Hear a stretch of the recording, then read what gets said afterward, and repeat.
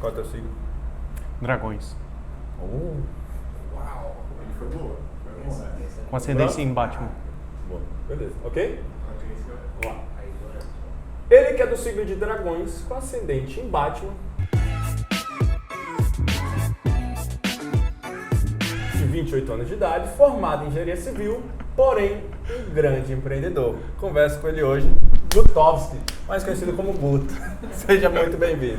Valeu, galera. Obrigado aí pela oportunidade desse bate-papo, falar um pouco sobre esse mundo de empreendedorismo, especialmente sobre startup, que é o meio aí que a gente está trabalhando hoje. Temos bastante em comum aí nessa área e vamos conversar aí, tirar as dúvidas da galera. E vamos pra cima. Mas antes eu quero apresentar a nossa galera. É o Brunão aí, que tá fazendo selfie. Brunão, manda um oi pra galera aí, nosso CEO. Alex, do nosso grande time comercial. E o Luiz também, essa galera tá aí sempre acompanhando a gente aqui no nosso podcast diferenciado aqui no nosso bate-papo. E é isso aí, vamos lá então. Guto, se apresente pra galera aí, quem é você na fila do pão, né? A gente fez uma brincadeira aí, mas agora seu nome real e tal, enfim, apresenta você aí. Bom, eu sou o Guto Schneider, fundador e um dos sócios da Locking Armários Inteligentes. A gente desenvolve uma solução de automação para entrega e recebimento de encomendas e passamos por uma jornada aí de um pouco mais de 3 anos, aprendemos muito, desenvolvemos muito. Hoje, felizmente, a gente está crescendo. Hoje estamos operando em 11 estados pelo Brasil, então muito graças a toda a minha equipe, a galera que investiu na gente e os nossos parceiros aqui, amigos, sempre trocando muita ideia. O mundo do empreendedorismo Peraí. O áudio dele tá ok? Hoje tá o microfone dele. O mundo dos negócios, o mundo do empreendedorismo, o fundador, os sócios que começam a empresa, mesmo no caso de sócio, é muito solitário. A gente é muito cobrado, é exigido, você não pode quebrar, você não pode errar, tem que ser perfeito o tempo todo. E o manual basicamente não existe. Não tem, né? É literalmente aquele negócio, né? Matar um leão por dia. Exatamente. Então não tem segredo. Mas conta pra gente aí, como que tu começou? Tu já começou empreendendo com a Locking, né? Que é a empresa que você tem hoje. Inclusive, vamos deixar o Instagram da Locking aqui, sigam eles lá, tá? Você já começou com a Locking ou não? Pô, que praticamente empreendedor nenhum começa já assim de cara, né? Conta pra gente como foi a sua jornada, como foi, tipo, o teu primeiro, dá pra ganhar uma grana aqui. Legal. Eu acho que a grande maioria dos empreendedores, eles começam vendedor. E acho que a minha primeira história de vendedor... Todo empreendedor é vendedor. Exatamente. E todo vendedor é empreendedor. Exatamente. Não tem pra onde correr. A minha primeira história, eu acho que eu tinha 4 anos e eu ia com a minha avó e minha tia pescar, abria a caixinha de pesca e saía vendendo dentro do barco. Quem quer comprar uma boia, quer comprar um anzol, porque eu não gostava de pescar, mas eu gostava de falar com as pessoas e vender ideias, vender coisas. Tive várias histórias, aí importei, moambei coisas do Paraguai, da China, dos Estados Unidos. Quem nunca fez isso? Então, trouxe muita coisa de fora e fui aprendendo, vendendo, até que eu comecei a construir algumas oportunidades no mundo do negócio e enxerguei algumas possibilidades de negócio. Tive uma empresa de camisa, então queria produzir camisas voltadas para o mundo do esporte, que é uma coisa que eu gosto bastante. E como toda boa ideia, ela é só uma ideia, na hora de executar o pau quebra e aí fica muito mais difícil, depende do investimento financeiro muito grande, depende de uma resiliência muito grande e acabou não dando certo. Tive um pequeno prejuízo aí quando eu fundei a empresa, construí a empresa. Não tinha uma estrutura, não tinha contrato, acabei tendo um cliente que me deu um calote e quebrou a minha empresa. Então faz parte. Faz parte. Mas e esse universo, né, de startup, que hoje em dia é uma pauta muito em alta, né? Sim. Inclusive antes aqui em office estávamos conversando sobre o Nubank, enfim. Quanto a startup, como que você entrou nesse universo? Como que você conheceu, né, esse mundo, que eu costumo dizer, né, esse ecossistema, né? Como que qual foi o teu primeiro contato? Bom, a Locking, ela não começou como uma startup. A gente fundou ela como uma empresa tradicional. Tinha um problema de dentro de casa. A ex-esposa do meu sócio estava com problema de carregar livro e mochila para a faculdade. E aí eu fui perguntar, por que não tem um armário para você guardar as coisas lá dentro? E aí eu fui descobrir que na universidade tem um problema muito grande de controle, pessoas-chave e tudo mais. Falei, cara, vou automatizar isso aí. Então, é uma coisa básica para qualquer startup, que é qual o problema que você resolve. Qual o problema? Qual a dor, né, que você resolve? Exatamente. Essa é a primeira linha de qualquer pitch, qualquer discurso, que é o problema que você resolve. E a gente começou com esse negócio e elas acabou sendo nosso primeiro cliente, a gente colocou, rodou e deu tudo errado. Então, a gente aprendeu que precisa, além disso, entender o tamanho do mercado, a proposta de valor, ver se o aluno estava mais interessado em pagar R$35 numa Netflix do que guardar a mochila dele dentro da universidade. Então, mas a gente tinha um produto legal e a gente fez outra coisa que startup é muito famosa fazer, que a gente pivotou.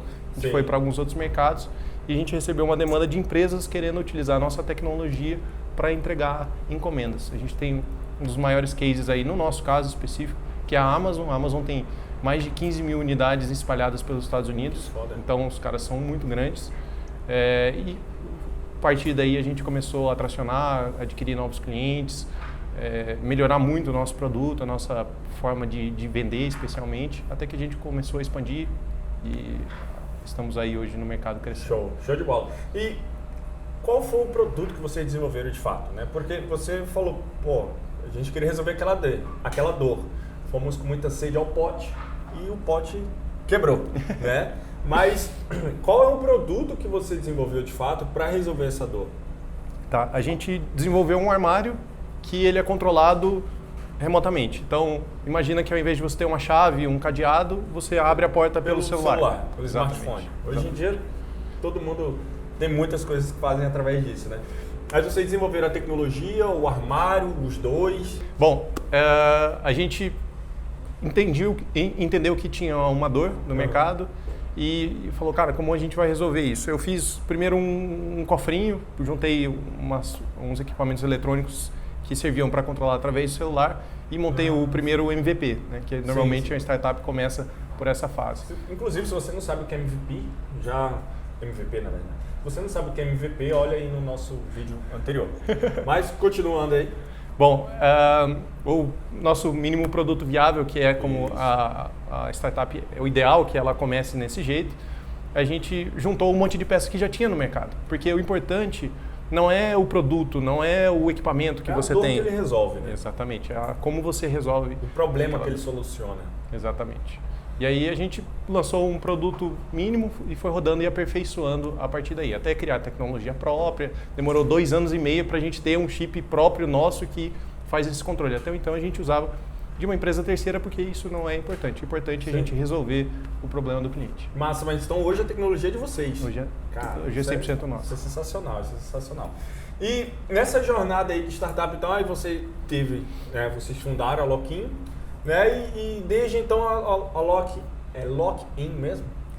Ou é Lock-in? É Lock-in. Pode falar, eu não tenho muito preciosismo com forma de falar, mas a gente juntou locker, que é armário em inglês, in de inteligente, então ficou Lock-in. É uma palavra só, uma palavra única. Inclusive a gente mudou de nome, nossa empresa chamava Loopbox anteriormente, mas ela não tinha conexão nenhuma com o mercado que a gente estava atuando e a gente decidiu mudar e chegar mais perto da realidade do mercado. E nessa jornada aí, a Lock-in tem, Lockbox, né? Tem quanto tempo aí de história, de estrada? Vocês já fizeram alguma rodada de investimento? Ainda não? Como é que tá isso aí? A gente começou no meio de 2018, quando a gente teve a ideia, daí a gente foi criar produto, juntar todas essas peças, compramos um armário, fizemos um monte de gambiarra nele para ele funcionar.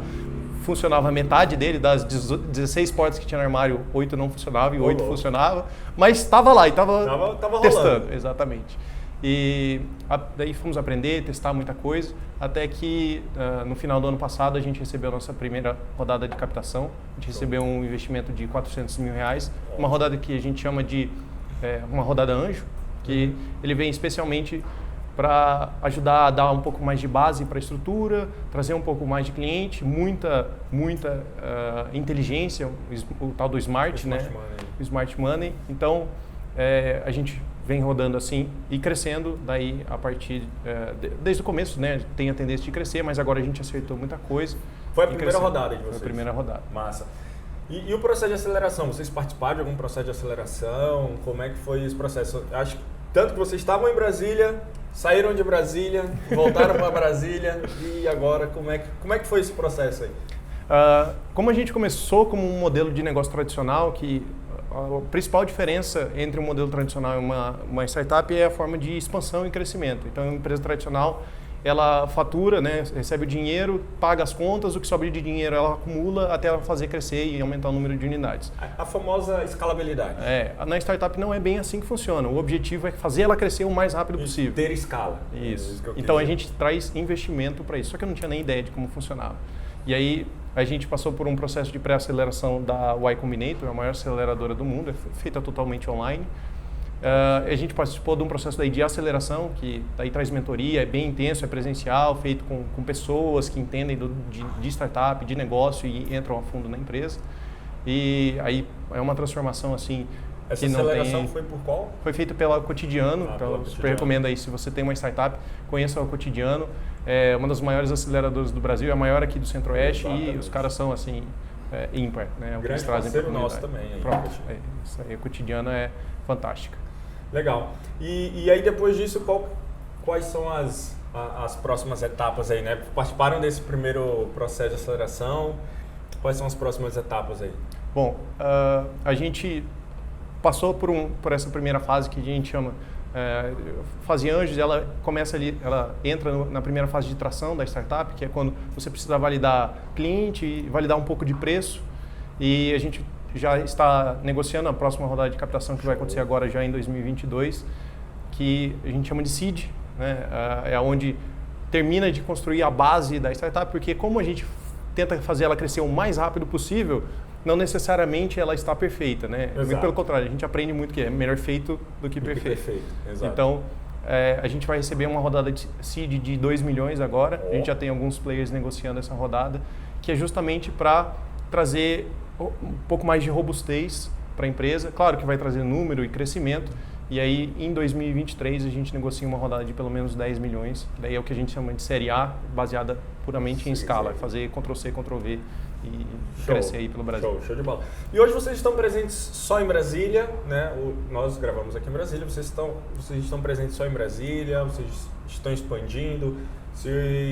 Quem seria o teu cliente? Ok. Né? Basicamente essa é uma primeira pergunta. E a segunda pergunta é, se esse teu cliente, lá em Porto Alegre, Rio Grande do Sul, ele conseguiria te contratar? Tá. Hoje a gente está atuando especialmente com o mercado de condomínios. Então, falei, a gente está resolvendo o problema de entrega e recebimento de encomendas. Uhum. E condomínio tem muito esse problema, porque chega ali, depende de um porteiro, depende de uma recepção. Existem muitos condomínios com portaria remota que não tem ninguém para receber no condomínio. Exato. Então, a gente automatiza esse processo de pessoas receberem encomendas.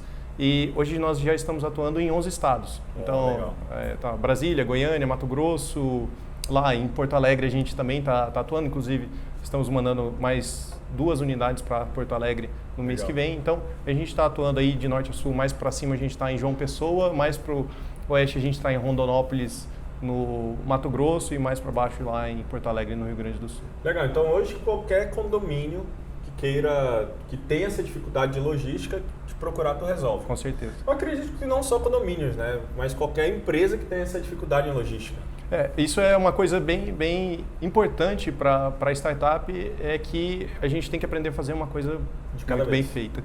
Porque como a gente é pequeno, é uma estrutura pequena, vocês também, a Facility, que se comporta como uma startup, também entende muito bem disso. Vocês têm que resolver uma dor e tentar resolver ela o mais bem feito possível. Sim. E assim, eu posso usar minha tecnologia, né, como eu comentei, universidade, academia, clubes, parque, shoppings. Existe uma gama de possibilidades que a gente pode usar a nossa tecnologia, mas hoje a gente está focando especialmente em condomínio. Exatamente. Legal. Então você aí, síndico, você condômino que passa por dificuldades, fala com o Guto que ele resolve, cara. Mas nosso bate-papo tá massa aqui, mas tem uma galerinha nos assistindo aí, nos acompanhando aqui nos bastidores, como eu já apresentei lá no começo, e eles sempre estão aqui acompanhando esses bate-papos aqui bem interessantes de crescimento. Quem tem dúvida aí, quem tem a primeira pergunta para mandar? Parece que negócio que passa não passa. Mas vamos lá. Tenho sim. Várias dúvidas. Aproveitar a presença do Guto, nosso grande parceiro aqui, a gente conversa bastante. Guto, seguinte, até pra galera que tá ouvindo, que nunca ouviu assim, falar assim, de startup e tal, né? Pô, eu quero montar uma startup e tal. A gente vê muito essa questão da escala, mas também vê muita questão com relação aos investidores anjos, VCs, enfim, a questão de time, né? Time escala, né? Exatamente. E aí, o que rola... voltando aí, corta essa parte. E aí eu queria entender como é que foi o desafio para você montar um bom time para a tua startup, né? Se a galera veio, se foi fácil... Como é que foi esse desafio, assim, né? Porque a escala a gente está vendo aí, né? Pô, excelente trabalho e tal, mas como é que foi essa questão do time? Como é que... Ok. A startup, ela basicamente, de forma simplória, ela é dividida em 5 etapas. Então, a gente tem a fase de ideação. Tive uma ideia em criar um copo de ponta cabeça aqui. Não sei porquê, mas eu acho que isso aqui é uma ideia legal. E dentro dessa fase da ideia, a gente cria um mini plano de negócio e que é o ideal fazer pesquisa, né? Pesquisa qualitativa e quantitativa. Entender se aquela ideia que você teve resolve um problema de mercado. Não resolve, vai testar, vai entender e vai ouvir o mercado, como ele quer resolver, qual é o problema e como você pode ajudar ele a resolver com tecnologia. Durante essa fase, normalmente as startups fazem com o próprio fundador. O cara que teve a ideia fala assim, putz, acho que dá para resolver desse jeito. Na segunda fase, a gente vem para a fase de MVP, que entendi qual é o problema, tem uma solução plausível para isso, vamos rodar o básico aqui. E essa fase, normalmente, ela é rodada somente com os founders. É ideal que uma startup ela tenha 2 ou 3 founders, justamente porque é muito trabalho feito em pouco tempo. Então, é uma pessoa de vendas, uma pessoa de tecnologia, uma pessoa de marketing para te ajudar a vender. Então, normalmente o time ele é dividido com os founders, né? As pessoas que fundam o negócio. E depois a gente vai para a fase de tração, que é quando a ideia, o produto já existe e a gente precisa colocar ele no mercado e trazer mais clientes, né? Daí ele é dividido em algumas fases ali dentro, mas para a gente validar se está certo, o nosso produto para de pé, a gente consegue adquirir mais cliente, mas durante essa fase a gente vai crescer proporcionalmente a equipe em relação ao volume de venda. E aí a gente vai para a fase 4, que é a fase de escala, que é onde você cresce desproporcionalmente entre cliente e equipe. Então, se você precisa de uma pessoa para atender 10 clientes, né, na primeira fase você vai normalmente colocar 2, 3, 4, 5 pessoas e depois você mantém a mesma equipe e só escala o número de clientes. E aí depois tem o exit, que é a hora da venda. Então, hoje a gente está numa fase de tração. A gente está melhorando o produto, melhorando o preço, acertando o cliente, o canal de aquisição, que são fases de validação da atração, e a gente está adquirindo pessoas novas. Mas a gente começou só com os fundadores, eu e mais outros 2 sócios, o Diego que eu já conhecia há uns 3, 4 anos e o Fred que eu já conhecia há uns 7 anos. Então, são pessoas de confiança que falam, cara, estou com essa ideia, vamos resolver esse problema? Que era aquele problema da universidade. Falou, cara, acho massa a ideia, vamos. E a gente começou a rodar desse jeito. Show de bola. Hoje a equipe, então, é você mais... Não, hoje somos 12. 12? Rapaz, porque justamente a gente entrou nessa fase de tração, validamos ali a ideia e o projeto e agora hoje a gente está atendendo um volume maior de clientes e a gente precisa de mais equipe. E eu já estou para contratar pelo menos mais umas 10 pessoas. Show de bola.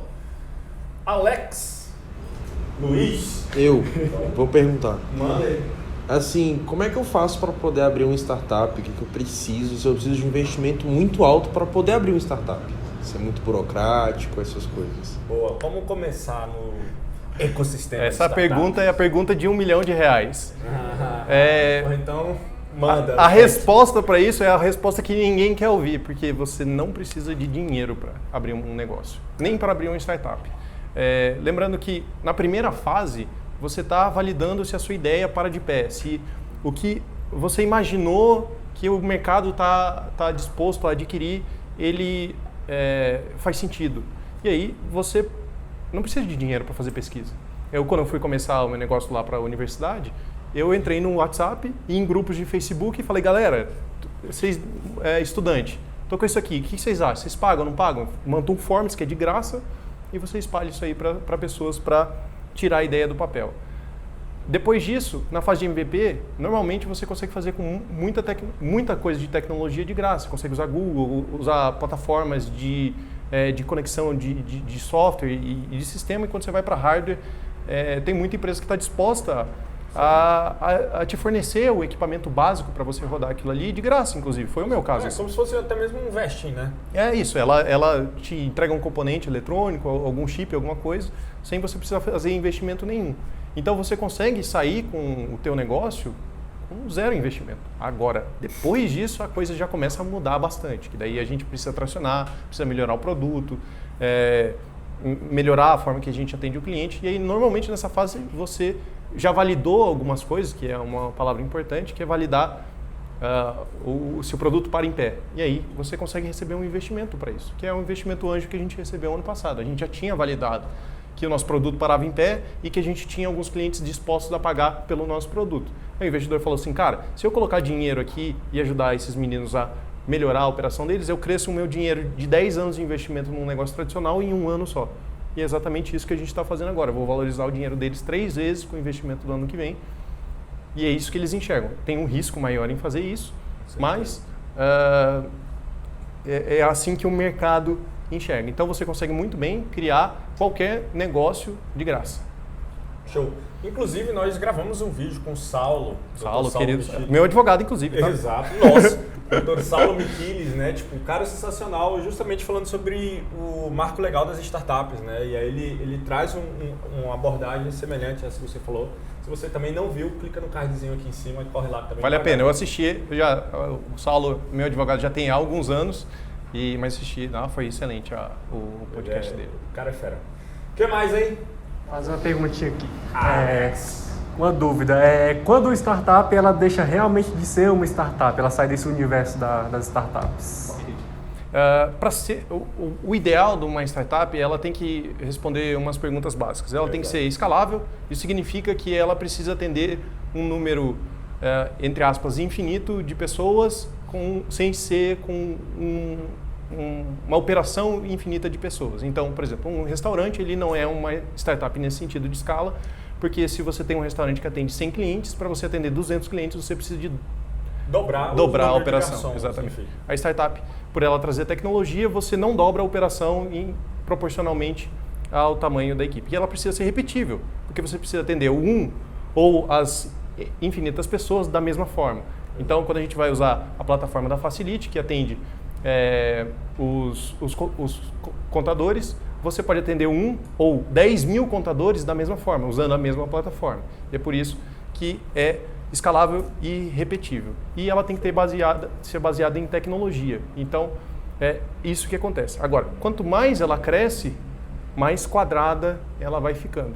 Até que ela chega a um ponto e ela se torna também uma empresa tradicional, no sentido de que ela para de se preocupar no crescimento da empresa e para se preocupar a ganhar dinheiro, por incrível que pareça. O objetivo dela no começo... Começa a se preocupar com a rentabilidade. Exatamente. Né? A gente estava falando do Nubank aqui, o Nubank entrou aí e lucrou dinheiro. Né? Até que enfim, né? Essa é uma fase que digamos assim, é um misconception do próprio mercado que diz que qualquer empresa tem que dar dinheiro. Sim, ela tem que dar dinheiro, mas não necessariamente ela tem que dar lucro, porque... Exato. Ela pode estar focando em crescer. E a startup foi feita para ser vendida também. Então, isso é importante. A próprio exemplo do Nubank, né, tá aí há muito tempo no mercado sem dar lucro. Começou a dar lucro agora, porém, o valor da marca é gigantesco. Intangível. Assim, né? Então tem isso, né? Ela não começou a fazer dinheiro, mas já vale muito dinheiro. Ela sempre fez dinheiro. Isso, mas só ela não começou a dar lucro. Isso, perdão. Ela não dava lucro, mas já vale bilhões aí, né? Mais perguntas? Vamos lá. Guto, VC, captação ou bootstrap? Qual é a tua visão nisso aí. Rapidinho antes, VC é o Venture Capital, né? Só para explicar para a galera aí. Qual foi o outro? Você falou? Captação? Ou Bootstrap. Explica também o Bootstrap pra galera. Tá? Bom, pensando nas fases da startup, que ela ideação, MVP, tração, escala. As fases, né, que tu tinha falado. Isso é muito importante ter isso em mente, porque ela destaca muito a diferença da startup. E entre uma fase de ideação e uma fase de MVP, e o início ali da fase de tração, você consegue muito bem rodar Bootstrap ali, que o Bruno comentou, que é justamente os investidores, os founders, bancarem a operação. Sim, né? sim. Então eu preciso fazer um MVP, junto ali 4, 5 mil reais da equipe. Do bolso mesmo. Exatamente. Resumindo, é isso. E o dinheiro do faturamento ali que a empresa tem, ela vai bancando a operação. Mas é difícil você fazer a empresa crescer nesse passo. E aí o que você faz? Você vai para o VC, que é o Venture Capital, é o dinheiro baseado em aventura, entre aspas, para você acelerar o tempo, que é o importante. Então, o dinheiro ele é valorizado no tempo. Você ganhar 20% num investimento em um ano não é tão interessante quanto você ganhar 2% ao mês. Exato. Né? Então, quanto mais rápido você tem o crescimento desse investimento, melhor é para o investidor. E é isso que ele enxerga numa startup. Mas ele normalmente vai investir numa fase de tração, ou seja, você já está crescendo, você já está aumentando o seu número de clientes em relação ao que você tinha anteriormente. Exato. E aí é natural, a startup, ela vai crescer e ela quer crescer 10 vezes mais do que ela cresceu no ano anterior, ela tem que receber investimento para justamente aumentar essa perna. Conseguir, né, ter esse potencial de crescimento. Exatamente. Cara, pra gente finalizando aqui, eu sempre gosto de, ao final, pedir uma mensagem pra galera e uma recomendação de um livro, uma série, um filme que você gosta e que foi talvez um gatilho diferencial para ti começar a empreender, para ti começar a entrar nesse ecossistema de startup aí. Tá. Bom, primeiro conselho que eu acho que é muito importante, quer montar um negócio, tem um negócio básico de tudo chamado resiliência. Porque é muito difícil. Vai errar, vai quebrar, vai gastar dinheiro, vai se queimar com as pessoas, vai receber tapa o dia inteiro. Então é aquilo lá que você falou, matar um leão por dia. Literalmente. E é muito difícil. Então você tem que ser resiliente, não é fácil. E as pessoas de fora, elas enxergam o sucesso só da galera que já está na linha de chegada. Mas elas não viram o que a pessoa desempenhou ao longo do tempo. Então não é fácil a jornada. Eu ainda tenho uma longa jornada pela frente, mas resiliência. Porque várias vezes eu acordei e falei assim, cara, minha empresa vai quebrar. Mas, qual que é o problema que eu tenho que resolver hoje? Não, o problema que eu tenho que resolver hoje, internamente ou externamente, é esse. A gente vai, respira, levanta a cabeça e vai de novo para o dia seguinte. Show. E uma recomendação, livro, filme, documentário, podcast. Ok. Eu acho que de filme, assim, um filme que me fez muita diferença foi Fome de Poder. É um filme que conta a história de Ryan Kroc. Exatamente. O cara que fez a diferença no McDonald's, porque não foi os irmãos McDonald's que fizeram o McDonald's ser quem é o McDonald's. Foi um maluco lá e tal. O pessoal pode achar que ele é... E um vendedor. Exatamente. O vendedor fez a diferença no McDonald's. Então, é um filme muito legal. E é gostoso de assistir, então dá para assistir até para pessoas que não são empreendedoras. Sim. E, assim, eu vou até colocar uma outra coisa aqui que as pessoas... Algumas podem não gostar, mas um livro que fez muita diferença para mim foi Sacadas de Empreendedor, do Érico Rocha.